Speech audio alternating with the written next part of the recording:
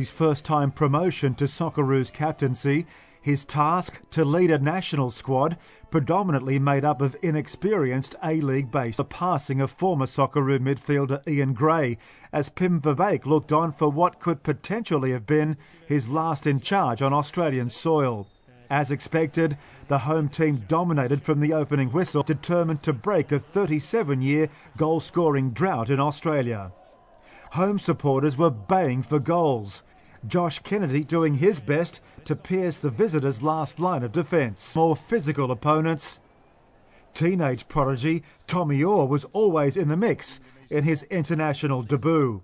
Indonesia's goalkeeper was kept busy, while Luke Wilkshire did his best to provide the long-range bomb.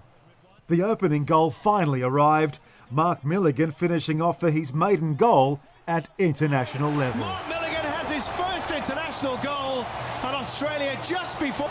It's a very good finish in the end. In fact, it comes off his shoulder, then it'll hit the post, and then he swivels and somehow manages to squeeze this pass. In fact, it goes through the legs of Marcus. Simon Colosima, Australia somewhat unconvincing after the first 45 minutes of play. It was a much improved Australian performance after the break. Kennedy forced to use his head in the role of lone striker twice, but 3 times in quick succession. Indonesia never looked like scoring as the Socceroos continued to bombard the goalmouth.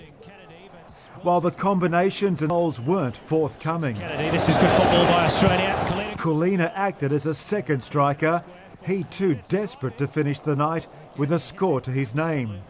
But his path to glory stopped by Indonesia's Matt Mackay's effort. The homegrown Queenslander would have brought joy to those in the stands had he found the target. It was hard to believe Australia had only a 1-goal advantage. His aerial dominance. Off goes Kennedy again. He beats Australia never in danger of losing, despite settling for a narrow 1-0 victory. The result satisfying, but the overall performance not necessarily. But yeah, well done to the boys.